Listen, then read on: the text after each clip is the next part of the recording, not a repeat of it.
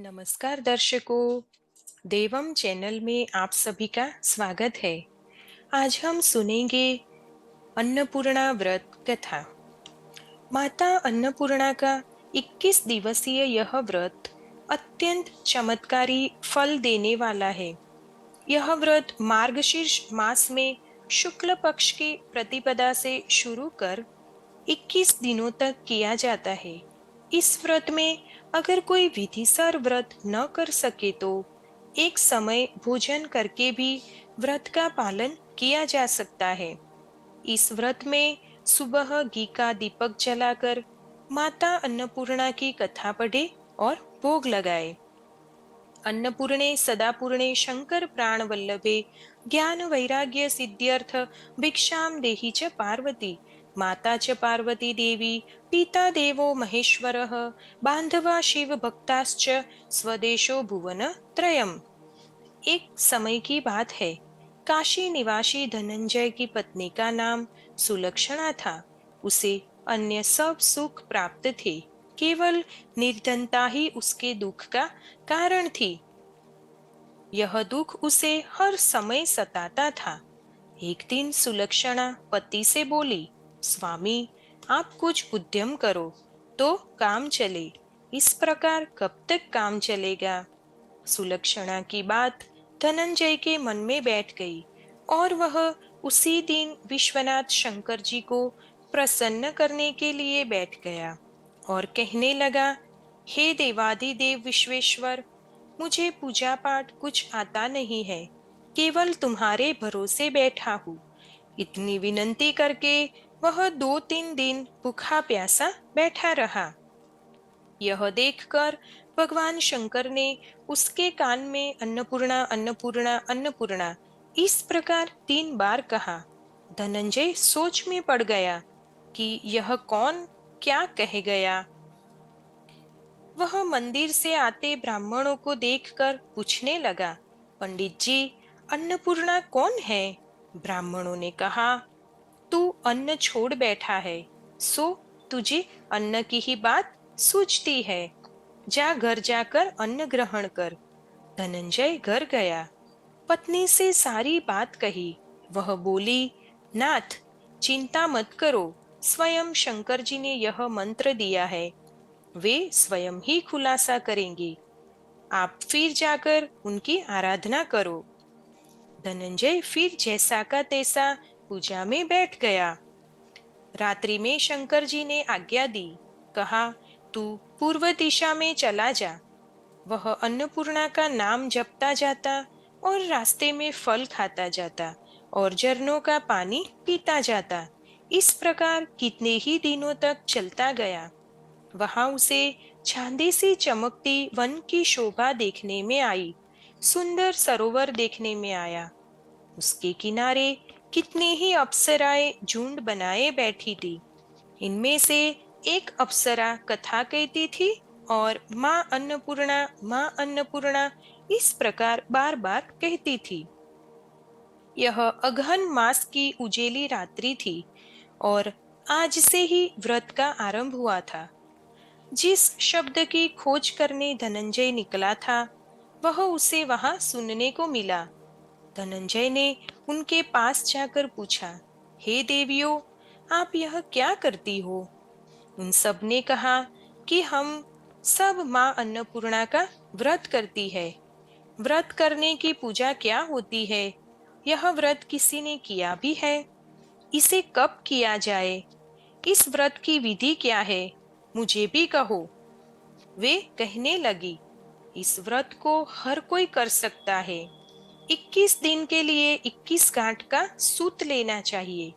21 दिन यदि न बने तो एक दिन उपवास करे।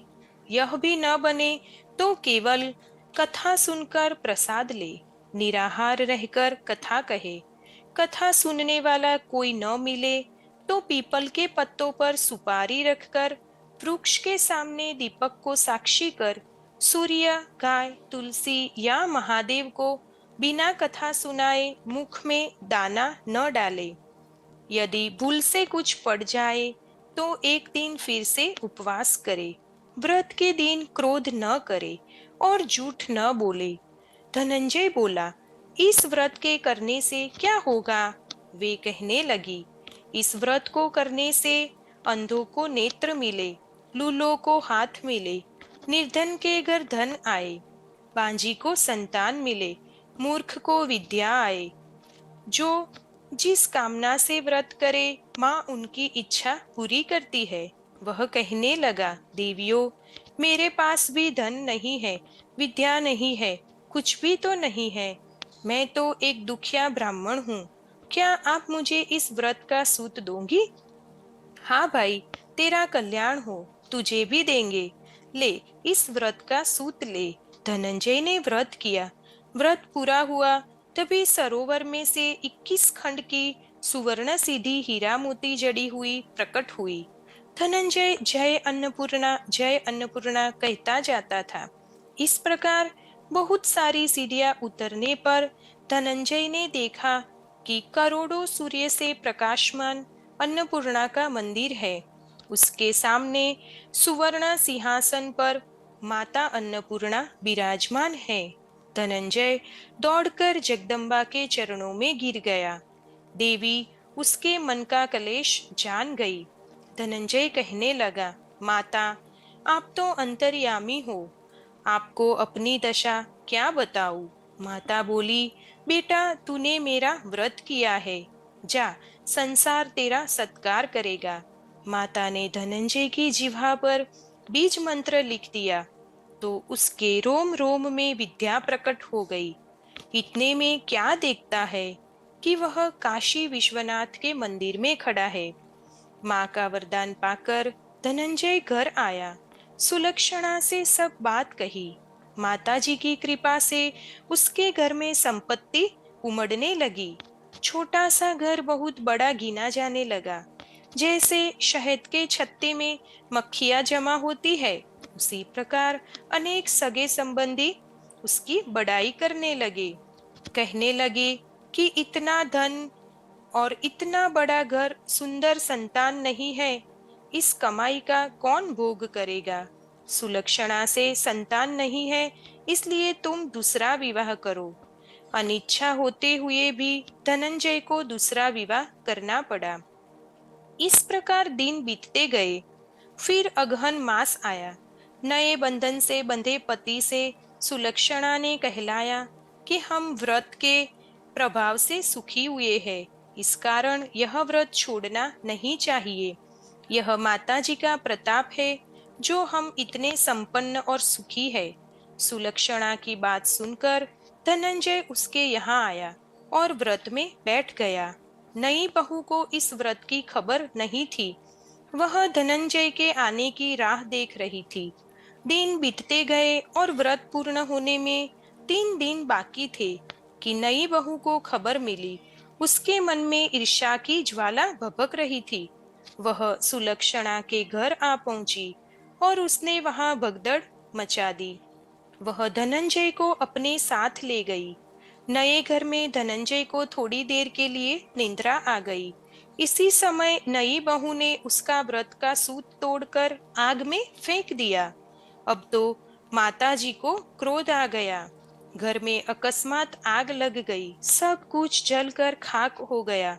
सुलक्षणा जान गई और पति को फिर अपने घर ले आई। नई बहू रूठकर अपने पिता के घर जा बैठी। पति को परमेश्वर मानने वाली सुलक्षणा बोली, नाथ, घबराना नहीं, माताजी की कृपा अलौकिक है। पुत्र कुपुत्र हो जाता है पर माता कुमाता नहीं होती। अब आप श्रद्धा और भक्ति से आराधना शुरू करो, वे जरूर हमारा कल्याण करेगी। धनंजय फिर माता से प्रार्थना करने लगा। फिर वही सरोवर सीधी प्रकट हुई। उसमें माँ अन्नपूर्णा कहकर उतर गया। वहां जाकर माताजी के चरणों में प्रार्थना करने लगा। माताजी ने प्रसन्न होकर बोला, यह मेरी स्वर्ण की मूर्ति ले, उसकी पूजा करना, तू फिर सुखी हो जाएगा। जा, तुझे मेरा आशीर्वाद है। तेरी पत्नी सुलक्षणा ने श्रद्धा से मेरा व्रत किया है, उसे मैंने पुत्र दिया है। धनंजय ने आंखें खोली तो खुद को काशी विश्वनाथ के मंदिर में खड़ा पाया। वहां से वह फिर घर आया। इधर सुलक्षणा के अच्छे दिन चल रहे थे और 9 महीने पूरे होते ही पुत्र का जन्म हुआ। गांव में आश्चर्य की लहर दौड़ गई। इसी प्रकार इसी गांव के निःसंतान शेठ को पुत्र होने पर उन्होंने माता अन्नपूर्णा का मंदिर बनवाया और धनंजय को मंदिर के आचार्य का पद दे दिया। जीविका के लिए मंदिर की दक्षिणा और रहने के लिए बड़ा सुंदर सा भवन दिया। धनंजय पत्नी और पुत्र सहित वहां रहने लगा। उधर नई बहू के पिता के घर डाका पड़ा, सब लूट गया। सुलक्षणा ने यह सुना तो उन्हें बुला लिया, अलग घर में रख लिया और उनके अन्न वस्त्र का प्रबंध कर लिया। धनंजय, सुलक्षणा और उनका पुत्र माताजी की कृपा से आनंद से रहने लगे। हे माँ अन्नपूर्णा, आपने जैसे इनके भंडार भरे वैसे सबके भंडार भरना, सबको आशीर्वाद देना।